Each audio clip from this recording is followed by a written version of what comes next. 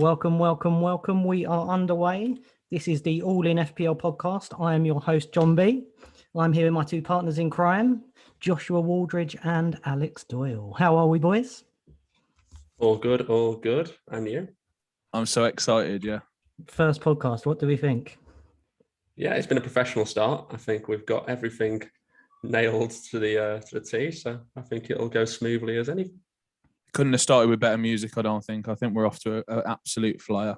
Yeah, I do want to say I have been working all day long on a soundboard. Literally, I've been putting the hours in. It's been about, I would say, at least 8 hours on this soundboard. So you are going to hear a lot of drops. And I think it's going to work well, boys. What do we think? In testing, it was coming along brilliantly, wasn't it?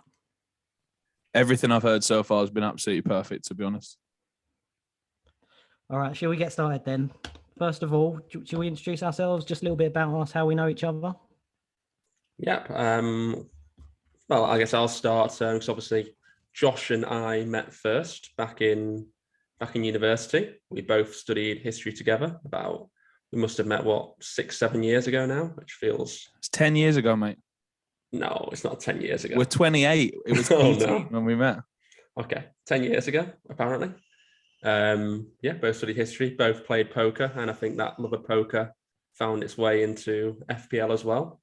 The friendship grew from there, and then I'll let Josh and John explain how they met exactly. Yeah, exactly. So I'll go as the middle ground. That's absolutely fine. So obviously I already knew Doyle. Bit of a spoiler about the poker as well. That might lead into some sort of name we've came up with for this, what we're doing here. I don't know. I don't know exactly, but there's a little bit of a link involved there. But so to be honest, me and Doyle, we obviously played FPL all through uni, but we didn't know what we were doing. We were like absolutely terrible. We used to just bet a tenner. Speak for yourself. I stole a tenner off you every single year. It was the most steady income of my life. Yeah, the only one I won was the Jamie Vardy year, actually, which some people have described as an unusual season. But no, we were like, I think that was a very fairly fought season anyway. But anyway, so me and Doyle joined a league that was ran by Az. I'm sure some of you know Az. And John was already a big member of that sort of thing. So that's how we got to know John. And then, interestingly enough, John's actually got me the job that I still work in today. So John, at one of our fantasy football meetups, just sent me a link to a job website for his company. I don't know if we should drop the name, but yeah. So John, me and John are colleagues basically, and yeah, over to John. Yeah, so we was quite drunk when we was at one of the FPL meetups, and I remember you saying you was coming down to London looking for a job, and I didn't even think anything of it. And I was like, "This is my company, who I work for. Have a little look." And then, would you believe it? A month later, he's turning up at the doorstep. So, Be honest, John. Was it because you felt sorry for me a little bit? Yeah, I thought, look at this. He's come to this meetup all the way from Birmingham. He's looking for a job. He's clearly unemployed. So, with my accumulators on, my napkins, and I had my Leeds shirt on, which I don't even support. I probably looked like an absolute mess, to be honest. I think those napkins were what sold it, right, John? It was, the betting napkins. He had loads of bets on that day, and he literally wrote them on a napkin. I mean, who does that? I thought, this guy's special. We need to get him in the company ASAP. Right, I guess we'll start doing a bit of digging on FPL then, shall we? We'll start with John's team. I'll get up the screen.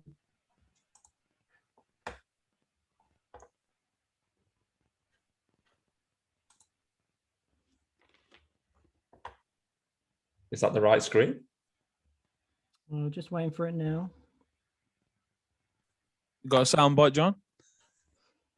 Oh, they're ready and waiting. I mean, I can play it whenever you want. The anticipation is building. 4 minutes in, we've had our first technical glitch. That's okay. Here we go. Come on, Doyle. There we go. There we go. There it is. Drum roll. Superb. Those 8 hours were well worth it. Right, yeah. Well, John, talk us through your history. Tell us a bit about who you support and go from there, I guess. Okay, so I'm a little bit older than Josh and Doyle, only a little bit.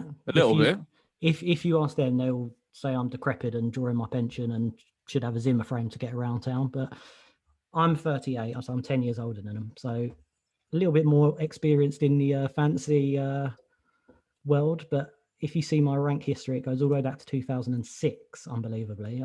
I didn't even realise I was playing it for that long. Obviously, if you look at I think the first 10, 12 years, it's one of those where you set your team, you make a couple of transfers, completely forget about it. I was probably the early days, I was in Magaluf, Zan, EI, Napa. So that probably took up more of my time than fancy. But I started playing the Sun Dream team when I first started doing it, and probably up until maybe 2010, I was always pretty good at that, but it wasn't quite the same as it is now, because obviously I remember when I first started playing, to make a transfer you had to phone up and type in the digits of a player to actually get them in your team. It's not quite the same where it's on your phone these days. There was actually one game called M&E Sports. If anyone knows, they know, but it was basically a postal service fantasy game. So you used to have to send off money in the post, and then you got a team back, and it was like Championship Manager basically, but without the PC. And you used to have to literally write off and say who you wanted to sign. Other managers were playing the game, and you had their telephone number. So if you fancied buying a player, you had to give them a call, write it on your piece of paper. They wrote it on their piece of paper, and then you swap the players. You say give them a call. Were telephones invented at that point, or was it? They was just about invented, yeah. It was the ones, the telephones where you have to like literally put your finger into the dial and swing it round. It was one of those. It went like pressing. But yeah, I have to say I wouldn't have bothered at that point, to be honest. Like I think me and Doyle, like people our age, have it so easy, don't we? Like we've only ever known this like mobile phone, like where you just log in on your phone or on your PC and you just do your transfers, and that's that. So yeah, but that's how we had fun back in the day. We didn't have Netflix or anything like that. We was relying on the post to come in every day for our entertainment. Yeah, tune into our end of season special on modern technology, everybody. At this point, I think we'll carry on with the football now. I think we should actually measure from the start of doing this to the end of this how much Jon's like technological skills improve over the season, because I think we can pull him up, Doyle. I genuinely think we can. Well, you can already tell how close I am sitting to the microphone, because I don't think my microphone was working at the beginning. So like my head's almost like touching it at the moment. Anyway, back to FPL. So looking at the last 4 years is when I've properly played it. I remember the Vardy and Mahrez year when Leicester won the league. I don't think I owned them the whole season, and obviously that would never happen nowadays. So that goes to show when I really first started getting involved. And then from the last 4 years, literally it takes up every minute of every day. When me and Josh are meant to be working, we don't actually work. We're in the kitchen talking about fantasy and transfers and stuff. So I'm surprised our company hasn't gone under yet. So yeah, the best rank is 6,000. That was way back when, like I said, I probably weren't playing it right, but I remember I'd meet you that season for the whole year, and I think he probably contributed to that high rank. And then the last 4 years, all in the top 60,000, 115,000, 120. That's what everyone's going for, right? The top 60,000 is the new. Yeah. I mean, it always has been. It always has been. So yeah, 4 on the spin for me. I think it's called 1%. Apparently, Doyle. I think that's how you spell it. Top 1%. And you're a Chelsea fan, obviously, Jon, as well. I am a Chelsea lifelong fan. Yeah, used to have a season ticket for about 10, 15 years, and then as you do, and the more eagle-eyed, sorry, mate. The more eagle-eyed amongst you here will have spotted the logo at the bottom as well. Like Doyle's given us a sneak peek here, I think. Yeah, no. Chelsea fan, season ticket holder. Obviously, as you get older, though, commitments take over. I'm not allowed out the house at the weekends anymore. So, FPL it is. Very nice. Thanks for the intro, Jon. I guess we're going for Josh now.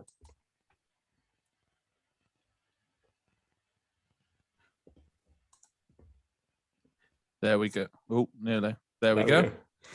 Yeah. So as you can see, I've played FPL for exactly the same amount of years as Jon, according to the website, which means I had an earlier start. You weren't playing the carrier pigeon editions, though, were you? The 2001 carrier pigeon. Josh was playing when he was like 6 years old, clearly. Yeah, I think this was almost the start of when the FPL site launched. It might have been a couple of years before this or something. But I started playing when I was literally 12, I think, according to this, because I was born in 94. So there we go. Jon started at a more more appropriate age, I think. But I've just always loved football. Would you say you're a prostitute then, Josh, at the age of 12 with that rank? Was that? I think that was the amount of players playing the game actually at that time. I got 579 points, as you can see. I mean, it's like, is that even possible with a team? I think it would have been a case of me starting halfway through the season by the looks of that, to be honest. Like, I don't think it's actually possible to play a whole season and be doing transfers every week and get that. Maybe I can do it this year. I don't know. But yeah, obviously I'm a West Brom fan for my sins. I'm 28 and same as Jon, really. I've probably been playing properly for about 5 seasons now. Just looking at the rank numbers, really. And once it went good, that's when I'm going to start saying I played from, basically. So, what about 2020, 21? I think it'd be remiss to not mention what happened that season. So, I mean, this doesn't really make sense when you say it out loud, really. But this was the year I had like major success on a different website called Fan Team. Some of you may have heard of it. So I was actually lucky enough to win that game, but in the process, how much did you win, Josh? I won 200,000 euros, which is like.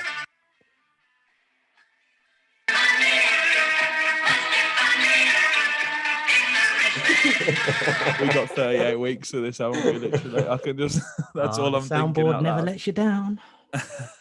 Yeah, but obviously, to my detriment was my FPL rank here, because I think it must have been a case of like, you'd think I would have been logging in for like 1 minute and just doing the most obvious transfer, but it seems like I was logging in for like 20 minutes and taking -12s every week. So we did go on a weekly walk, and I was telling you to captain Richarlison every single week, so that might have factored into it, maybe. Yeah, the Everton boys. So just for context, obviously this was during lockdown, and it was the only time me and Dor saw each other, basically. So we used to trawl through the rain and the snow every week, just talking about fantasy football every week, because obviously you were doing really well on Fan Team as well that year, Doyle, and I think you had a good year on FPL actually last year, didn't you, as well? Don't know if we'll find out soon enough. Segue into the next one or whatever. Yeah, I've not been playing as long as these two have, clearly. First season in 13-14, it would seem. Probably started playing properly, I think, in 17-18, and then had a bad year after. And then last few years have been pretty good, I'd say. Lifelong Everton fan, which is very sad. Grew up between Manchester and Liverpool. Could have been a United fan, City fan, Liverpool fan, but nope. I was thrust into supporting Everton, which has been interesting to say the least. But yeah, that's me. And I think, well, I'll let Jon segue us into the next section. By the way, just before we go on, we could have done this, Door. We could have chopped off our bad seasons that from beforehand, but we chose to show our whole rank history rather than just like chopping off the 100k finishes. Like this all looks very good, doesn't it, on the screen? Everything under 1 million, so that's better than us, isn't it? That's what I mean. But I think there was more before. We'll never know, I guess. But yeah, all good. Go on then, Jon. Take us away. Okay, so shall we now move on to the positions? So maybe if we start with goalkeepers, defenders, midfielders, and then obviously strikers. Then just go through positions, say what we think, who looks good for the new season, who's value for money, who we want in our teams. Sounds good to me. Okay, so goalkeepers, what we thinking then, boys? Currently, Mendy is the most selected goalkeeper. And obviously this year there's been a slight change with all the premiums being priced slightly lower. I do like the idea because obviously not many people select Alisson, Edison, etc. purely because a lot of the lower goalkeepers can get the points just through the saves rather than the clean sheets. I don't want to reveal too many of our teams already, but I am going with a cheaper goalkeeper just because that's how I like to play. I like to play either 2 starting 4.5s or a 4 million goalkeeper with their 4.5 million goalkeeper. So you're only spending 8.5 million. If your goalkeeper does get injured, then you've already got their backup. So it saves you a transfer as well. It is interesting at the price difference this year because obviously in the past, I think going for premium goalkeeper is insane because because they'd never score enough points compared to the cheaper keepers to make it worthwhile. But what you are buying this year is the consistency of it. Like we know, like you say, they're not going to get the save points. They're not going to finish the top scoring keeper or probably even the top 2 or 3. But they are like Ederson, Alisson, Mendy. They will be in that, 4 to 8 sort of bracket, I'd say. Yeah, I think the only issue would be, obviously, if you are having Alisson and Ederson, it takes up a slot for Liverpool and Man City. I mean, obviously, I wouldn't assume anyone's going to have Alisson because, I mean, there's about five other Liverpool players you want ahead of him.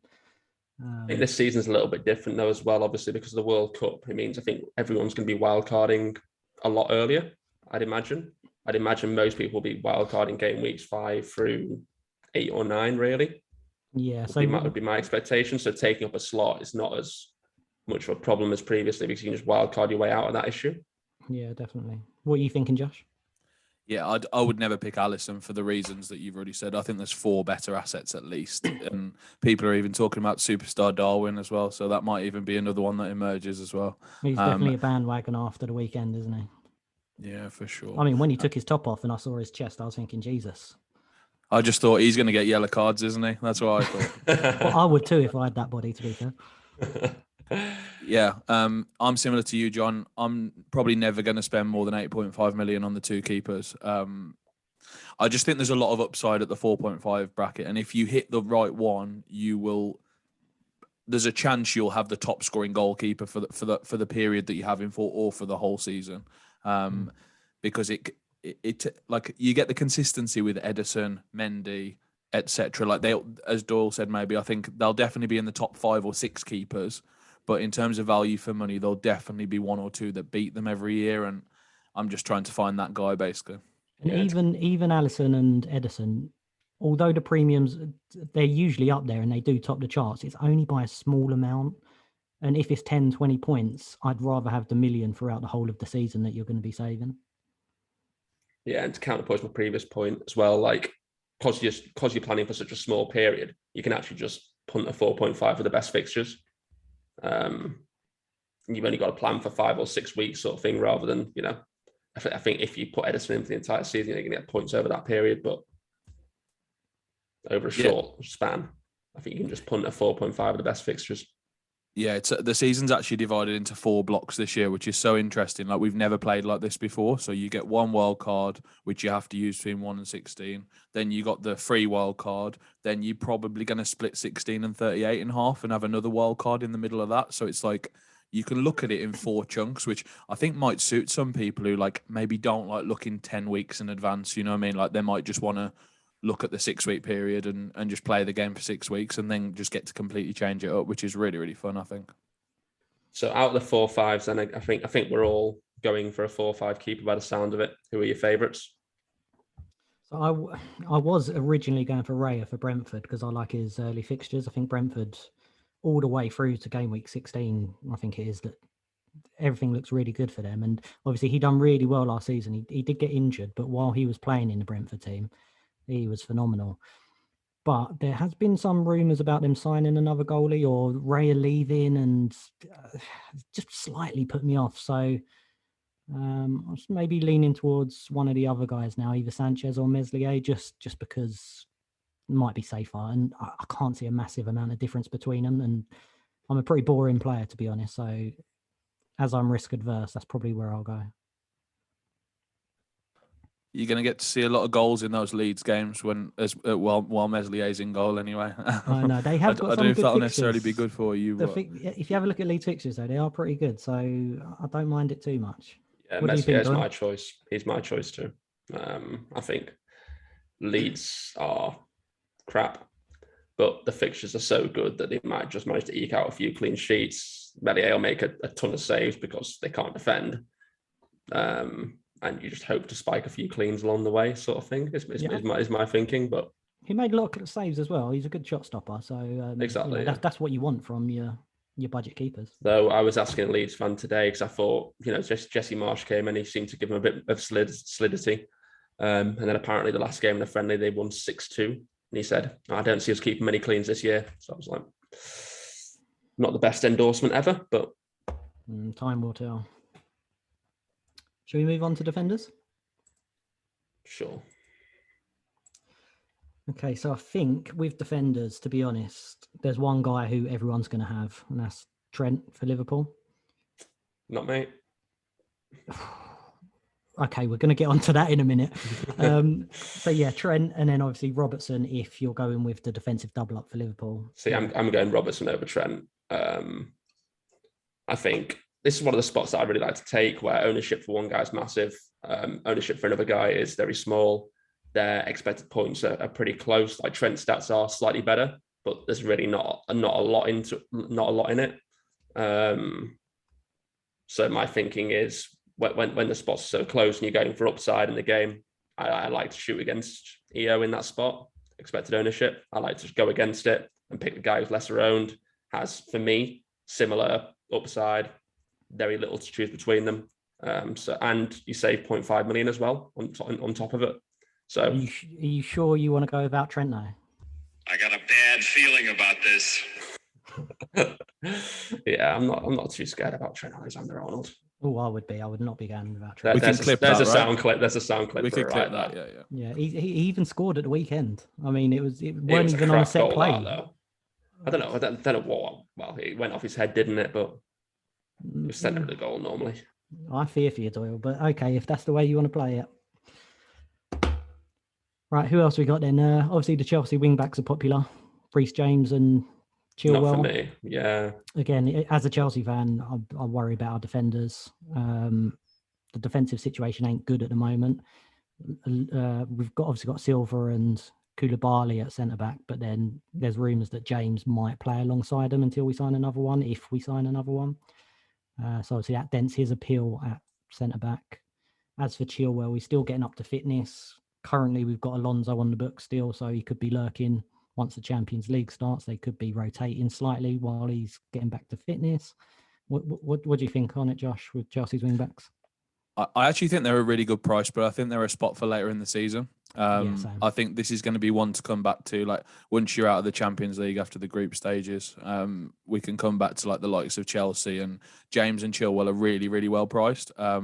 And so is Mendy, actually. Like, I think Mendy's an amazing price, just looping back to that. But I think I will not be having a Chelsea player at the start of the season. I think Mount's reasonable, but that's to come in a bit, obviously. But I think the defence, I'm staying away. I think, like, I always hate, like, it's a bad bias to have, but like having a really, really bad fixture game week 1 always puts me off players. So for Chelsea, it's just a no-go for me.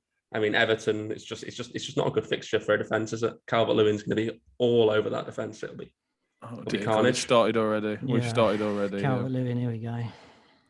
Oh, God. McNeil got 2 in midweek. I think you mentioned that to me earlier, Dor, yeah. Save it for the midfielders section. We'll be all over that.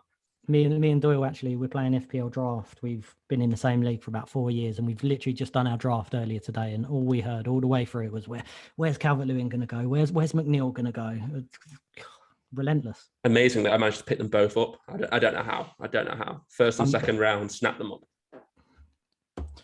Right, good time to move on. Tottenham, what do we think on their 15 wing backs apparently that they have now? They've converted every player they've got in the squad to a wing back. So obviously Perisic, I think early doors when he was named as a defender with his attacking potential when he was in his career, what do we think? 5.5? Are we going to go with him? Is he another wait and see, Josh? Same as the Chelsea wingers where he's only played, I think he's played 1 game so far. That was at the weekend. He played about 50 minutes, 60 minutes.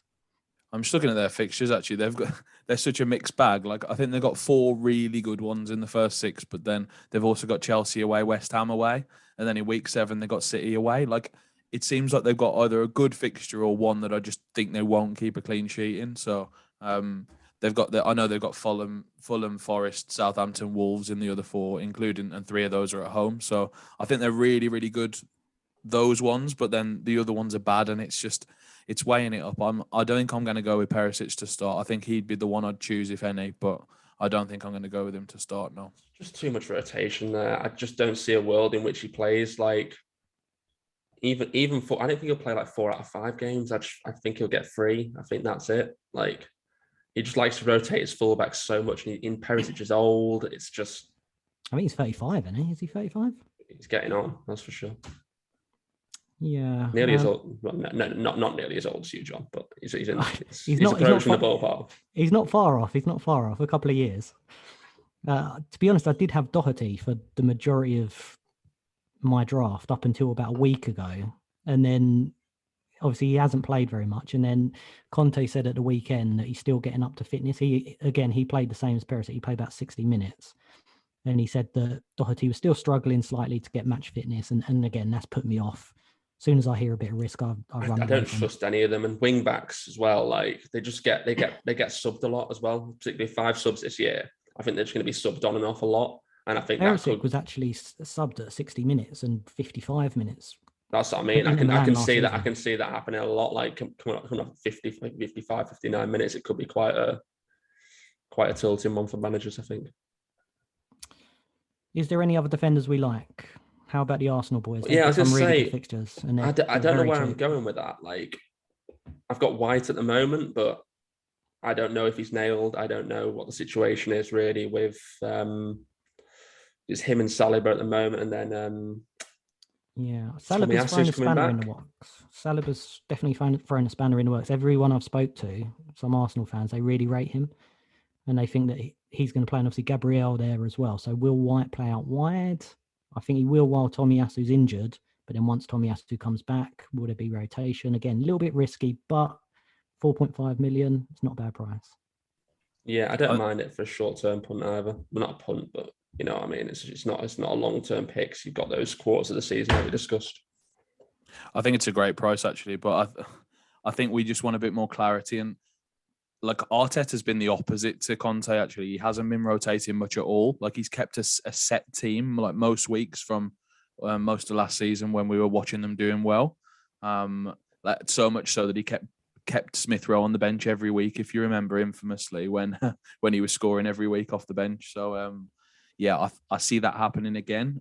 So I think we'll know pretty early out of Saliba and White, or it could be both, as Doyle said as well. So I think we'll know pretty early which ones it's going to be, or which one it's going to be. So I think they'll both be great value at 4-5.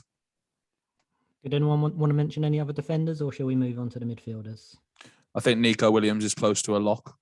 At 4 million, I think that's a ridiculous price. I think it's not 5 too cheap, is what I would say. So I think he's just the clear 4-0.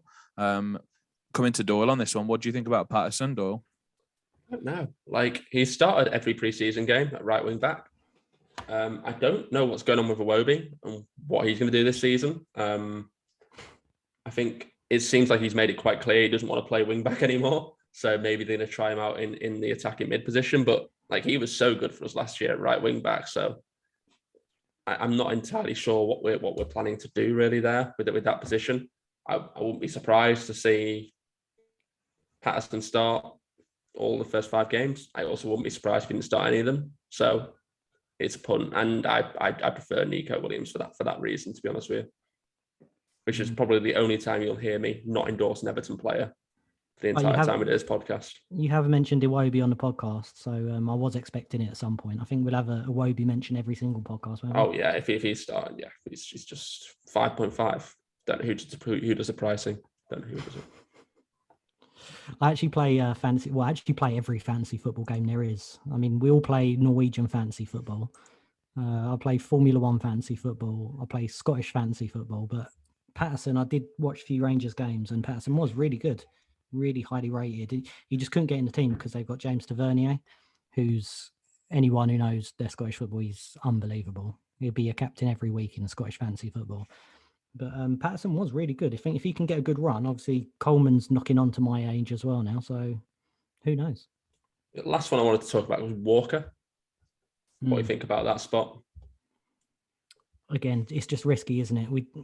We know they're in the market for another defender. They're trying to sign Cucurella. It looks like that might be dead in the water now, but Chelsea might be going in for him. But again, will he rotate? Cancelo can play both sides. Will they get someone? I think they will get someone if they can't get Cucurella, and that slightly dents his appeal. Again, risk adverse, I wouldn't go near him, but he's a good price if he's playing. He'd be a steal. Josh? Yeah, he's a great price if he's playing. I think it's not for me. Like I don't know about you guys, but I never tend to go in that sort of middle 5 to 5.5 area. I know you two are much more open to it, but I like a premium defender or a 4.5 and below, and that's how I'm going to make up my squad. I think a lot of the time, I think it would take a lot from a guy in the 5 to 5.5 range to like break in for me. Yeah, but that's a bit of a stupid way of thinking about it, right? Like, because if Walker is starting the first 5 games and he's a 6 million defender at 5 million, like, yeah, I agree. He's just as good as Diaz, if not better. But my point was, I want to see that emerge. I think I want to see some evidence of that because I don't think you can do that though, right? Because like the point is, he's nailed for the first few before the transfer window closes, and then his appeal might drop off, but you might have 3 cleans and whatever else in that time. Yeah, it's an interesting point. I think my hunch is that someone else will play right back at least one of the first 3 games.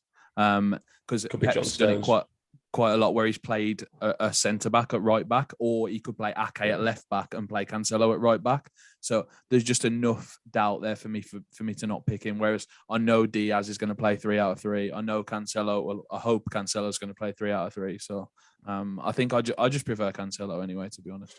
Yeah. Well, yeah. I mean, for me, it's a double up, but I do get those points, to be fair. I think particularly the idea of Ake or playing left back or Stones playing right back makes sense. So.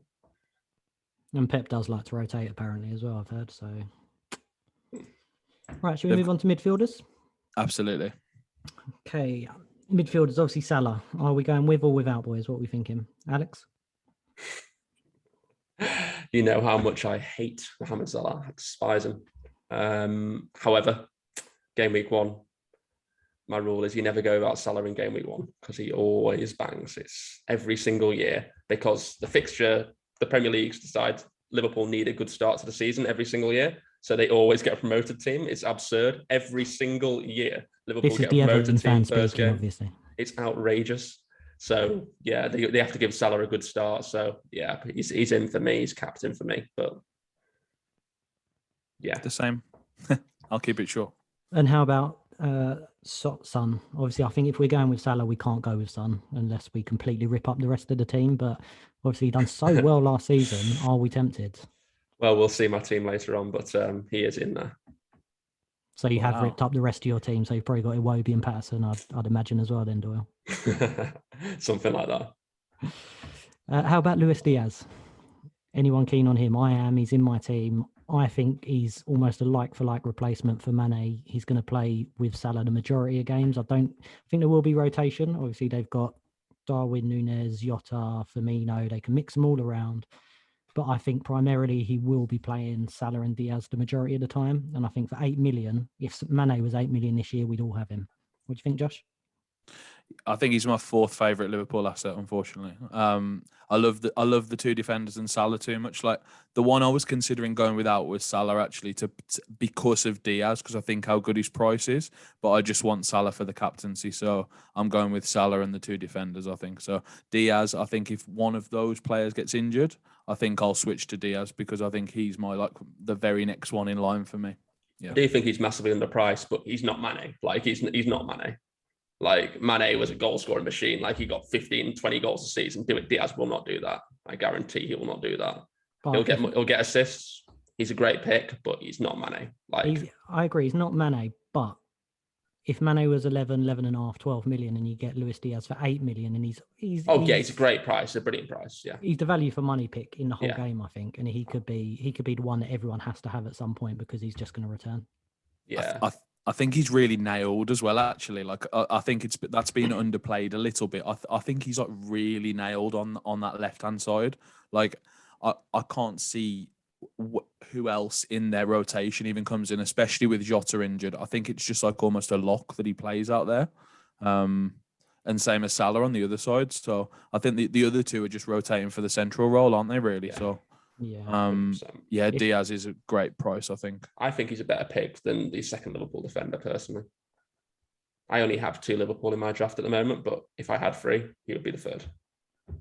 Do you think he's the best £8 million midfielder? Because there's a lot of 8 millions. I mean, 8.5 for Bowen, Saka's 8 million, Maddison, Mount. He seemed to have fallen off a cliff a little bit, the other 8 millions, I think. Like, I had Maddison for quite a while in mind. I had Bowen. Bowen's fixtures aren't quite good enough for me. Maddison, this whole Newcastle thing partly worries me, and also the whole vibe around Leicester I just don't really like at the moment. It feels like a club that's going the wrong way. And then even Mahrez after the Charity Shield, I think that Alvarez guy looks a bit of a player, doesn't he? I'm not sure he's nailed as I thought he might have been going into the season. Josh was talking about how Foden is potentially going to play the right side as well. So for me, it's Diaz. Yeah, funnily enough, exactly what you just said. I had Mahrez in my team, and I had Foden. I had Foden, then I switched it to Mahrez, and then after the game at the weekend, and I saw Alvarez as well. I thought that's probably why they haven't signed another player, because with Grealish, they're just going to rotate them. And whereas I thought there was 3 players playing for 2 positions, now I think Alvarez is going to take some minutes off of them. Don't think they're as nailed, and I actually changed it to Saka from Mahrez in my team, just because I know what you're going to get with Saka. He's going to play almost every minute, probably on penalties, we think. He is on penalties, yeah. So what do you think, Josh? Yeah, I think the 3 safe ones are Saka, Mount and Diaz, and I think they're all really, really good options.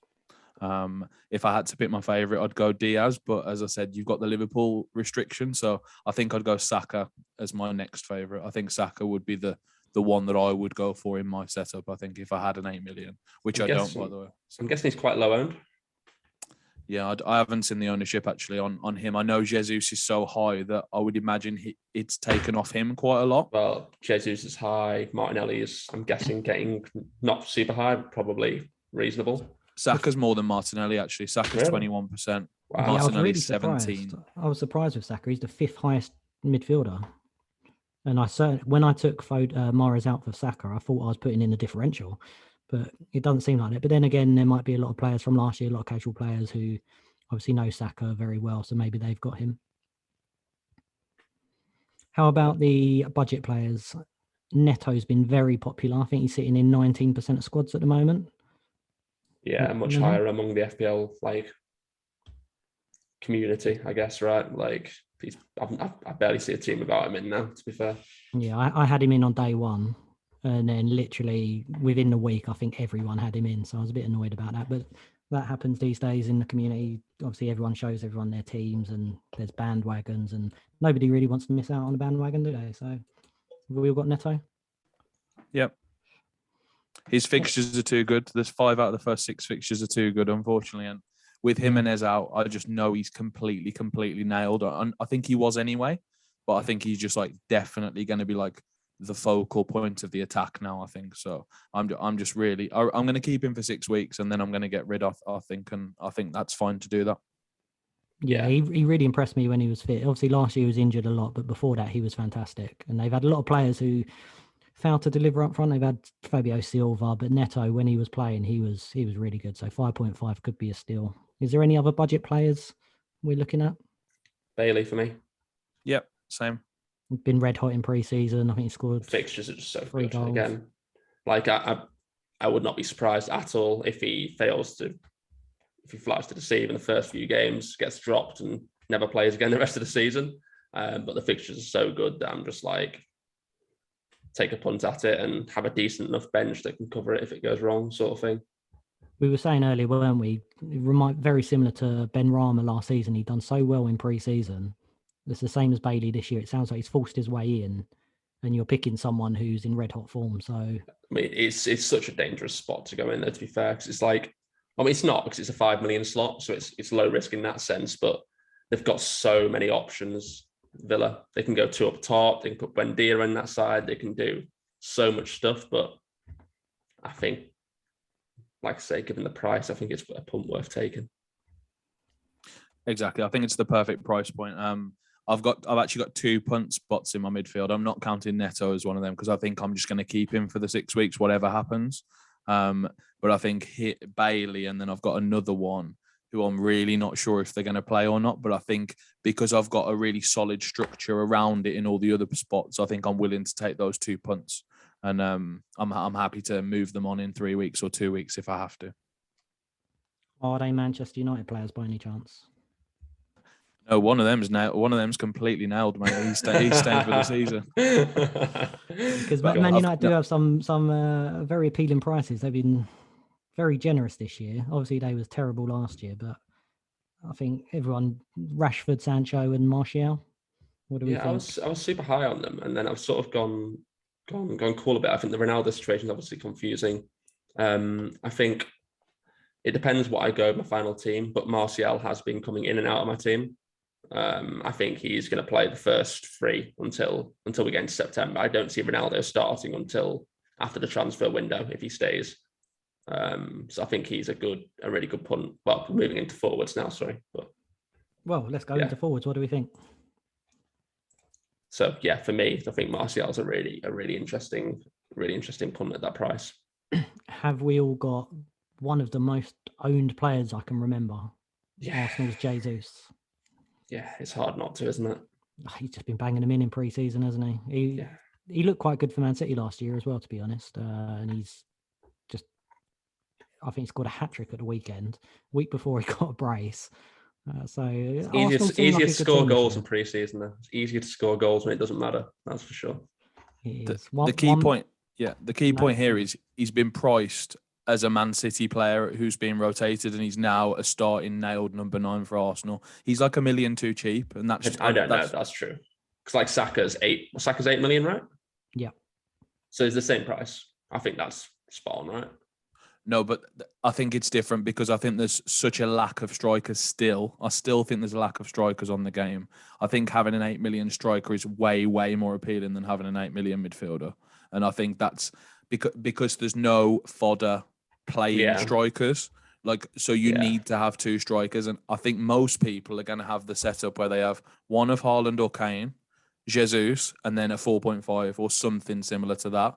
And I think you can't have 2 4.5s. I think it makes you too inflexible and not enough depth. I think so. I think Jesus is a bit of a gift, really, unless you go down the route of Martial, which you talked about.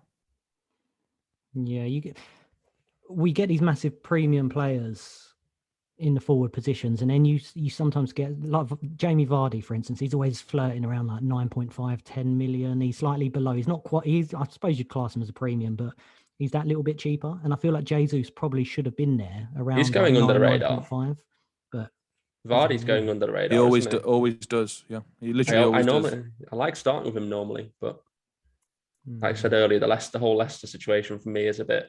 They don't have European football this year, though. So yeah, obviously less rotation. When he plays, he scores. Yeah, again, he's just that bit too much. I wouldn't be paying 9.5 for Vardy when you got Jesus at 8. Yeah, that's the issue. The big debate: Haaland and Kane. Should we save that for our team reveals? Because I'm sure we've gone with one or the other. Sure. I think we can talk about it briefly now. Go on, who you gone for? I've gone for Haaland, and that's purely on a captaincy rotation thing because I love the Bournemouth fixture in week 2, and I can't look past captaining him or Cancelo in week 2. I don't think, and if Haaland's playing or there's an indication that he will play, it'll be him, and I want him as the captain. And the reason for that is I think he's got 4 goal upside in that game. Genuinely, I think Bournemouth are not very good, and I think Man City are very, very good, and now they've got a striker, so I think he could genuinely score 2 or 3 is not unreasonable, I don't think, in that game. So, yeah. Scott Parker even come out after their friendly at the weekend and said, we're struggling big time. We haven't got any defenders. We aren't where we want to be. And it did not sound very good for them, especially if you're going to come up against a Man City side with their attackers. Like you say, could be 5-6-0 that game. I think that's it. The captaincy rotation is just such a big draw there, right? Like, that's a massive part of it. I mean, week 1, Fulham away versus Southampton. Is Southampton at home for Spurs or away? Yeah, home, yeah. Home. It's a tough one, isn't it? But I think next week. I think it's actually reasonable to go with Kane and Haaland, by the way, and that captaincy rotation is really good as well. And that would open the door for the Diaz, Robertson, Trent thing. That was the first draft I actually did, to be honest, on this game. I had those 3 Liverpool with Kane and Haaland, and that works really well as a rotation, but it's just going without the guy who you think is going to score 2 in the first week. It's like, it's just too hard, I think. And I think as long as he stays fit, we know Salah's going to be the top point scorer overall at the end of the season. You don't really want to go without him, even if you are going Haaland and Kane. Save it for the hot take section. I think you know that's coming. Any other strikers we want to mention, or shall we move on to the team reveals? If I had to go for one that's 6.5 or below, I would punt Mitrovic, but I don't know. Like I just think I prefer the structure of the 11, 8, 4.5. I think that's my favourite structure. So the fixtures are so bad for Mitrovic, aren't they? The fixtures are awful, which makes it so tough. But okay, all right. Team reveals. Shall we show what we're going to attack FPL with this year? sure, let's see if I can get this right this time. hopefully no one falls asleep during this section. Right, yes, John's team. So, well, it's not as template as I imagined. I mean, Martinez is pretty rogue. What's the theory there?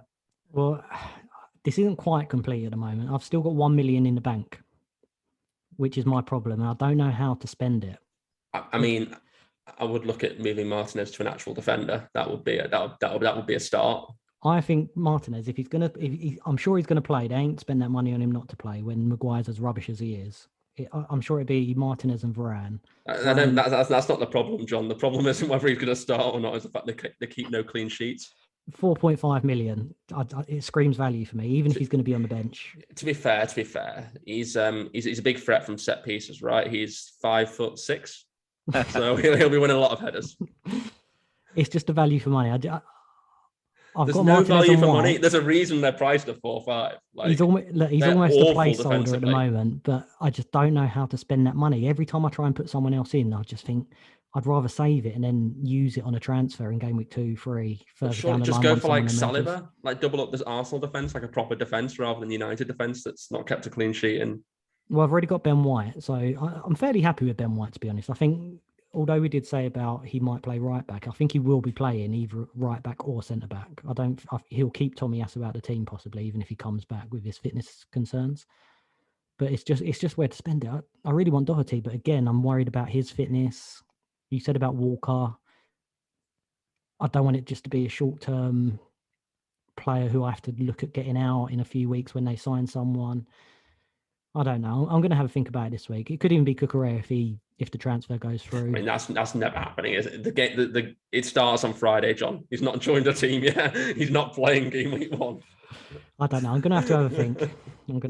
But I think you need a long think. I think I'd punt Trippier in your spot and keep 0.5. He was the other one I was looking at as well. Obviously, set pieces with Trippier. I think Newcastle can do well. The fixtures aren't great though, are they? They've got a good game week 1, and then I think 2 and 3 are really bad. Two of the first 5 are really bad. Plus, they've got Brighton and Wolves as well. So, like in the first 5 games, they got Brighton, Wolves, City, Liverpool. I actually really like those fixtures. To be fair, they've just got a good game week 1. I can't see Wolves scoring many goals. No, I think that the Brighton and Wolves games are both away though, which I do think like that leans them more to maybe scoring a goal. To be fair, so it's I just really don't like the first 5 for Newcastle at all. But no, neither do I. And then we discussed Saka already, obviously, which is probably the other rogue spot, whereas the rest of it is. Yeah, I just love Saka. I really want to tap into Arsenal's early fixtures. I think over the first 8 sort of games, I think they got the best fixtures going. Saka on pens, he's reliable, plays a lot of minutes. When I had Mahrez and Foden, I didn't really feel comfortable. It's going to be one of those where you're looking at the team sheets and they're going to be on the bench and you're going to be kicking yourself most weeks. And I just think with Saka, like I say, a bit more reliable, start the season, see how he gets on. I think he's almost one of the most underrated players in the league, to be honest. Everyone knows Saka's good, but I really, really rate him. I think he's got huge potential, so I don't mind going with him. I think it's a good pick. Any other issues? I just don't like leaving the million, to be honest. Like, I just think you need to find a way to spend 0.5 of that at least. I will definitely spend 0.5. I don't mind having 0.5 in the bank though. Like you said, it'd probably be Trippier. We also didn't talk about this enough earlier, but I'm not buying into this goalkeeper thing. Like I think picking the Leeds goalkeeper is, and you've both done it by the way, but it's just not something I'll ever do. I don't think. I think they've got good save potential, but I can't see many cleans, if any, to be honest. Like they have been abysmal defensively for 2 years now, and we've seen it every week. So I just I just can't bring myself to go with him. I don't think. Are you doing the 4.5 as well? Yeah. Wait till you see mine. Should we move on to Josh at that point? The anticipation is killing me. Oh my God. I assumed it would be Sanchez or maybe Gator. Oh, Josh has got some funny little things next to his players as well. Don't know what they are. It's for the advanced players. Too many stats already for my life. How much did you pay for that, Josh? Jesus. It was half my winnings. It looks cool, though, doesn't it? Expected points made out of nowhere. Yeah, there's obviously some fun picks here, and Bailey only made his way in this morning. I can't not spend the extra 0.5 on Pereira to get to Bailey. I just think it's a punt I want to take, and I think I'm probably going to bring Pereira in later down the line for one of Neto or Grealish or Bailey, whichever one I drop first, basically. But those are my sort of punt spots, I would say. As I mentioned, I think I'm going to keep Neto for the 6 weeks and just play the fixtures with that one. Bailey, if he keeps starting, I won't sell, I don't think either. I guess Henderson's a main talking point here, isn't he? Probably. I just think a main talking point. I think there's quite a few talking points on this one, Josh. I think. I mean, he's already ripped us for having Meslier, and he comes out with a Nottingham Forest. To be honest, I said it. I said what I said to you, and then 2 seconds later, in my head, I thought, "Hang on a minute, I've done something wrong here." Yeah, I think you needed to pump the brakes on that one. Yeah, I mean, I'm looking at these. We need to change this keeper immediately. I think we all need to change our goalkeeper by the looks of it. Well, I'm sure. I do think Sanchez is safe with Brighton. No, he's shit. I don't He's think not a saver. Brighton are crap. Saves. They're the worst team in the league, player for player. They're so bad. I'm not picking that keeper. No chance. They are quite a boring team to get the clean sheets. I think last season he didn't make no saves, but I think he can increase the clean sheets this season. Yeah, I think that they had a record of just conceding one each game last season, and they're the team who you always take the mick, but they're known for the 1-1 draw. They're just a 1-1 team, and it's they're like that. So basically, you got Sanchez and you got Mendy. So it's 0.5 cheaper. Sanchez makes no saves. Mendy makes no saves, but Mendy will actually keep. You'd expect more clean sheets, way more clean sheets, right? Should we all just be going for Mendy then? Or you pick somebody who makes saves. One of the two. Yeah, that's the line I'm going for with Henderson. Needless to say, I want the save points. I think he's a really good goalkeeper. I'm not just saying that. I think he's a really, really good goalkeeper. So I think he's got, even if they are even worse than we think they're going to be, I think he's got the potential to make 6 saves a game in certain scenarios. So I think that might just be enough to tick him over, I think, with the odd clean sheet. I think the only other issue I'd say with your team. The only other issue?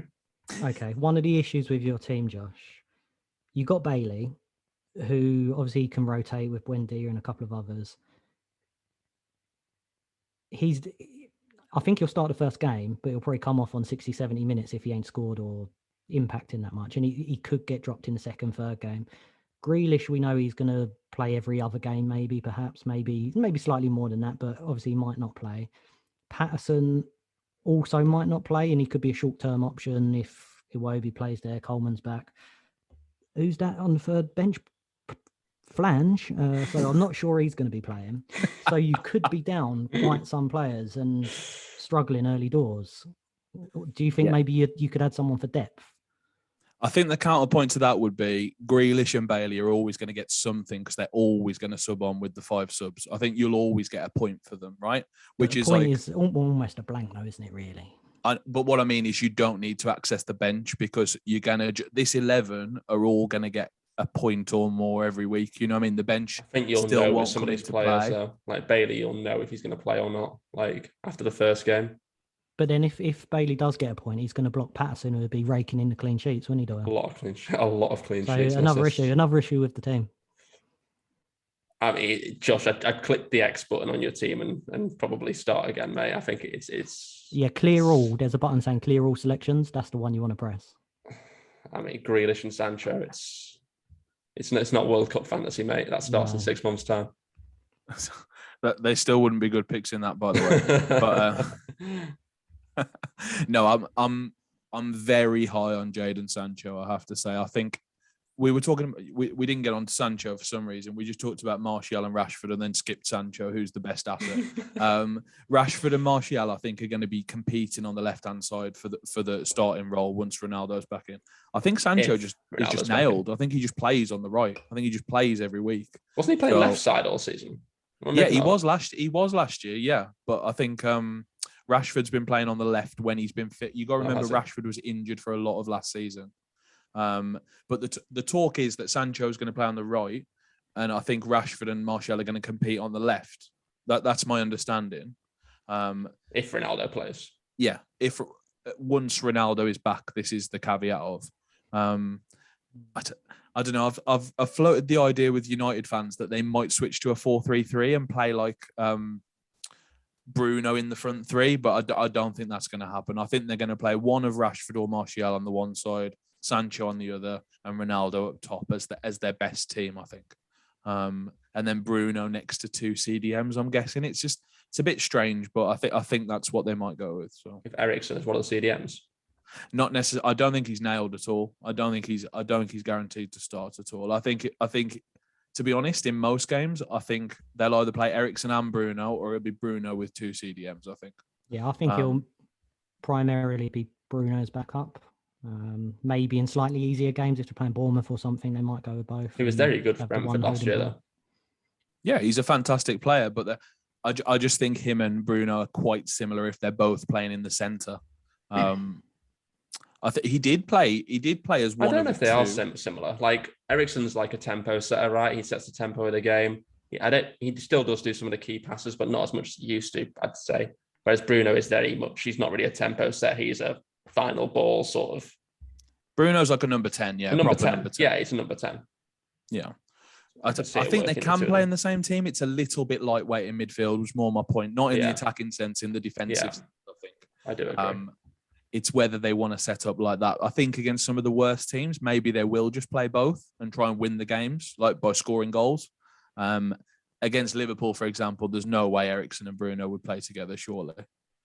It'd be fascinating to see how Man United do this season with new manager. And obviously, if Ronaldo does go, will Bruno recapture his form and be the main man like he was the season before? Because if he is, he's dropped in price as well. So who knows? I like Sancho as well. It's a good pick. He's one of those players that potentially, if he really hits the ground running and maximizes his potential, he should be priced at 9.5, but you're getting him considerably cheaper than that. So I don't mind that pick. I think there's a lot going on there, though. Yeah. Like there's a lot of punts in this team. I mean, Martinez is the only one you want from Man United, really, anyway, I'd say. Doyle had to ask who it was. He thought you had Emi Martinez. He said that in the draft earlier when someone drafted Martinez as well, I think. Yeah, I think it's slightly punt heavy. I think maybe it actually looked significantly better when it didn't have Bailey in it, when it had Pereira and Ben White instead of Patterson and Bailey. Yeah, it's a 4-4-2. Yeah, and I made that change this morning actually, but I just really want Bailey, I think, but I might end up swapping Patterson and Bailey back to Pereira and Ben White, and just like it's boring, but I think that's less punty. I think that's considerably less punty actually. I ripped my team up for Bailey, as we'll see in a second. So coming in. Segue, off we go. Go on. I got a bad feeling about this. Yeah, so I've gone for the freemium. I think I'm not really a fan of the freemium in general. I don't like it because you cap one of them a week sort of thing.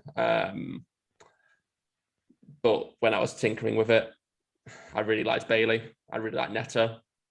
And thought I preferred that and having Son and Bailey rather than two of the mid-priced midfielders, the 8 millions, because like I said earlier, the 8 million midfielders sort of started dropping off really.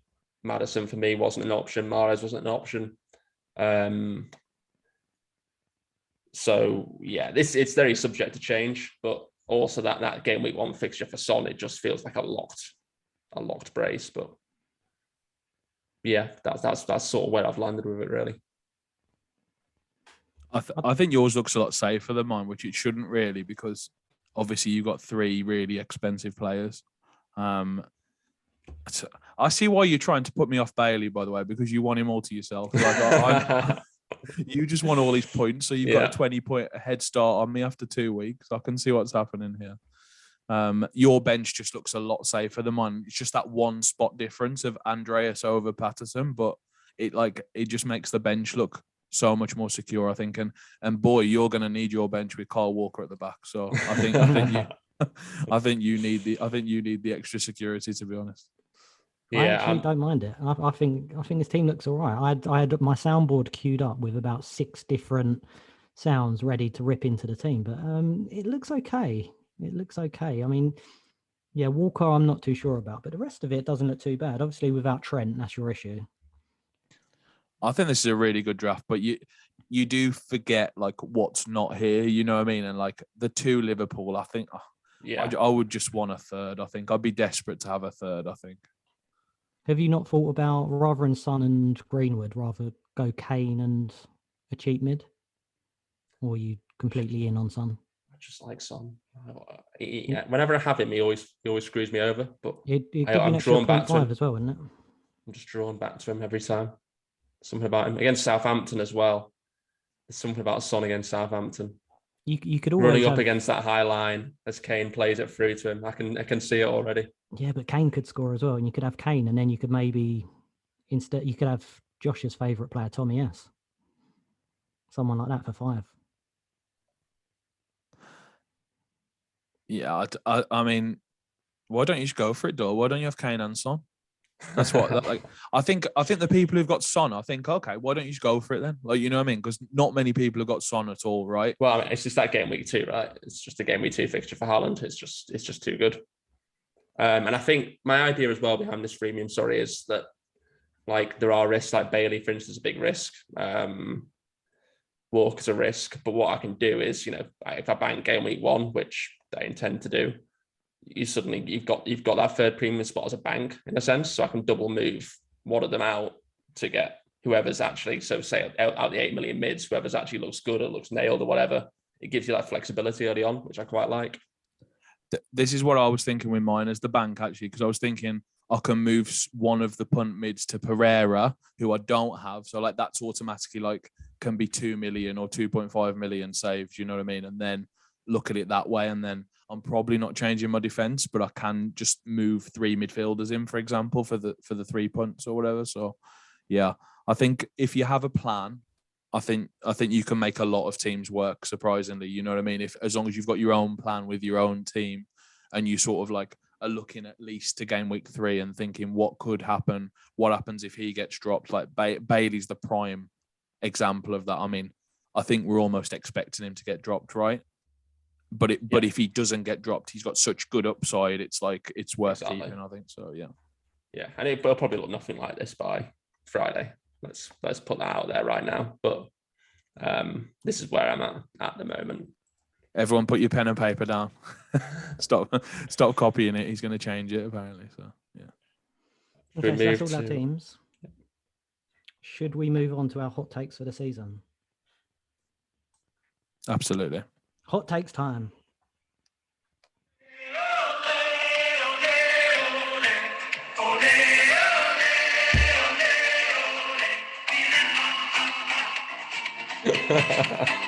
Doyle's just disgusted. I absolutely love it. Took ages to copy that from YouTube. Upload it onto the soundboard earlier. Well worth it, I'm sure you'll agree. Go on then, Doyle. Take us away. What's your hot take? Okay. Well, we'll start with the obvious one. So just to lay out what we're doing at hot takes, right? We're doing it as we're laying a bet basically against the other people, right? Is that how we're laying it out? So yeah, pints bet sounds good to me. Yeah, so I lay out the prop, and you guys can take me up on it as a pints bet or not. You can choose. The first one is obviously the fact that I think Mohamed Salah, after many years of being the top scoring player in FPL, will not continue his reign at the top of the tree. Yeah, I think we'll both take that one, mate. Yeah, I'm pretty sure he will. I just don't think so anymore. I watched him in the second half of last season. Does not look the same player to me. Does not look the same player. Who would you take at the top? If you could take 2, who would you take to beat him? I think he could come 5th. I think he could finish 5th. I think I actually think he might have his best season so far. I think Unbelievable. Haaland, New KDB, Son, Kane, all have got a good chance of It finishing. will be. Yeah. Patterson. Could be. I think he will come first, but I think the fair thing to do, I think you can pick two that could beat him, and if either one beat him, then you win. Okay. I'll take Haaland, and I'll have Kevin De Bruyne as well, actually. Oh, I'm glad you didn't take Kane. I think Kane's a big threat this year. I think Kane could be amazing this year. Yeah, I'm kind of putting the upside if they bet one of them gets like 30-something games and can beat him. But... John, are we both taking Salah, yeah? Yeah, I guess so. I mean, I think he will be top point scorer. There could always be one too good. Like Haaland's a complete unknown quantity, so he could absolutely tear it up. He might not. Kane could have a good season, but obviously everyone being fit. If someone gets an injury, then that's a different story. But yeah, I think Salah will be top point scorer. New contracts, main man in the team. What do you think, Josh? Yeah, I'm taking the bet against Dor for sure. I'll take Salah against anybody, to be honest. Go on him. I think he's just being a midfielder as well. I think he has the edge over his two main competitors in my eyes. I think Haaland and Kane are the main two competitors. But I think Salah with the midfield points will just edge it, especially with the clean sheets as well. Okay, what's your hot take then, Josh? I've got so many, mate. I've only got one, so yeah, go on. I'll take I've got quite. Mine are both around goalkeepers. The two main ones I want to do. Oh god, so here we go. I'll Henderson, top point scorer. I'll take Henderson against any other 4.5 of your choice, and I think he'll beat them this year. Of your choice, you need it against the field. Surely it's got to be against the field. God. No, because as I say, I didn't let you take Salah against the field. Like you picked one or two. You know what I mean? So like I think it's really hard to beat every other 4.5. Like, and I think probably he won't. But I think he'll beat some of the popular ones, and like I'd take him against Sanchez all day, for example. I like Raya's a close one, but again, I'd just err with Henderson. I think. Yeah, it's still a cracking bet. I'd take you up on that one. Who do you want? Which one? You can pick two on the other side if you want. Does it count if Raya leaves for whatever reason? Bet void. I don't think he's going to leave, but I think if Raya leaves, that would be void. I think. All right, yeah, I'll go with him then. Okay, you take Raya against Henderson. Doyle, who do you want? I don't like his bet, to be honest. Yeah, I think it's going to go Pickford, probably. I think it's a pathetic excuse of a bet. I think you've got to back your man there, Josh, taking him against the field. But if I had to choose one, I think, Jordan Pickford will outscore.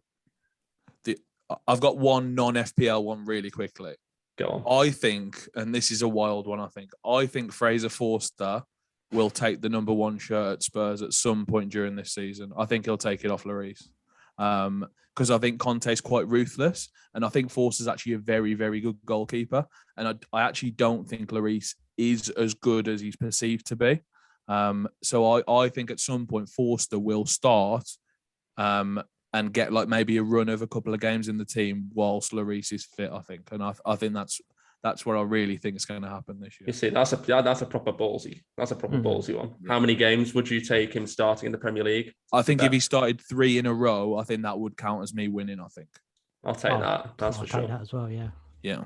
Okay, he's my 4-0 of choice, actually. I don't know if you spotted him in the corner of my team, but I'm picking him for that reason, because I think with no other Spurs in my starting team, I think I can take the punt on one. And I think he could take the shirt at some point this year. Maybe not early enough for pre-wildcard 1, but I think I sort of like, I just want to show that I've got an allegiance to him, basically. Yeah. No, it's a cracking point, Josh. It's definitely time for his breakout season at age 34.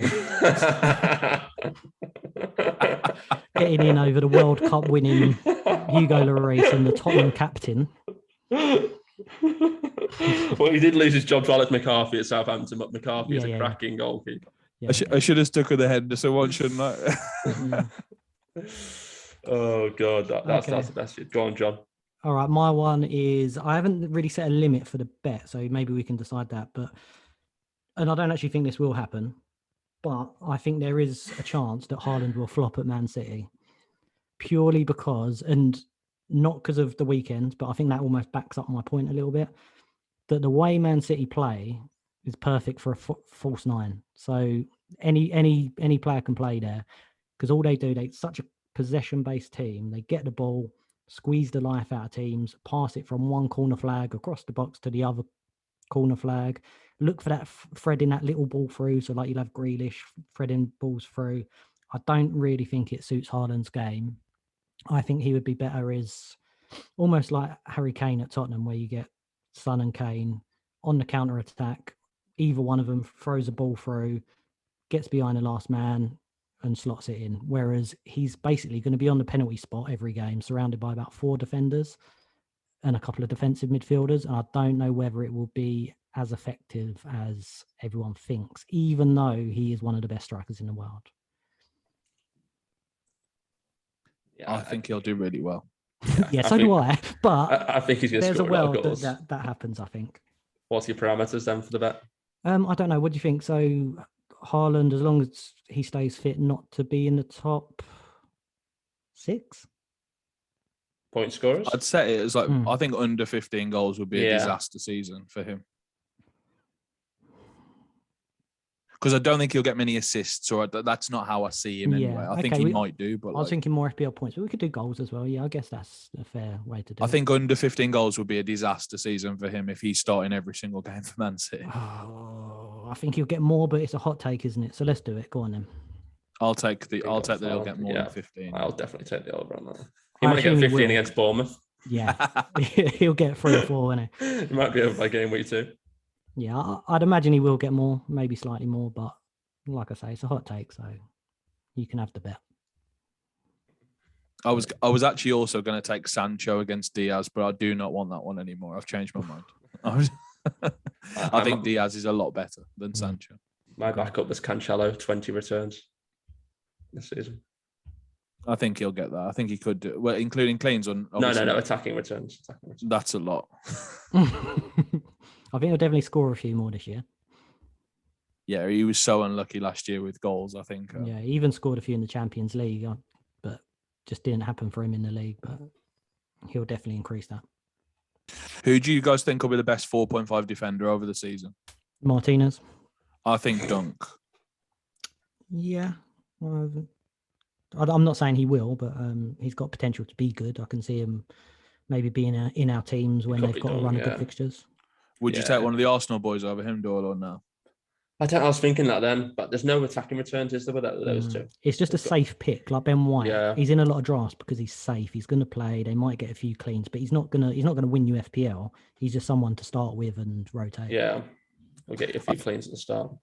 I think Dunk's like a wild card 1 pick. I think he will be in a lot of teams come wild card 1 because I think that's when the fixtures start to go a bit better.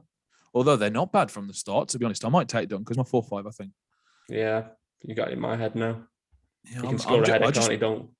I just can't see how it goes wrong. Like, I think as sub 1, if he was your sub 1 every week, or if he started some weeks for you, I don't you'd be adverse to bringing him on in any game because he might just get a header and score, you know what I mean? Yeah. And he probably gets baps if he does that. So, yeah, I'm liking Lewis Dunk. I think this might be my go away and try and squeeze him in somehow.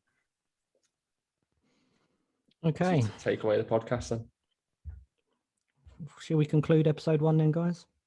We did say it was going to be about 45 minutes, and I think we've gone for about 2.5 hours. So yeah, it's been a major success. But it's the first one. We had a lot to talk about. It's the new season. So as we get on, we start reviewing the game weeks, we can obviously shorten it up. But it's been a good first one, guys. Been good going through the teams.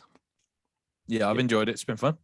It's been great. Now take us out, John. I'm sure you've got some wacky outro prepared. I haven't, but I mean, if you want to talk while I quickly find one, I mean, I'm sure I can get something going. Professional as ever. This is how it's going to go on. By the way, this is perfect. So I was sure there'd be something lined up. We can all say goodbye now and then end on Josh's theme tune if you like. All right. That sounds it is all about me. So yeah, it is. Yeah, we'll see you next week then, guys. Till next week. See you later, guys.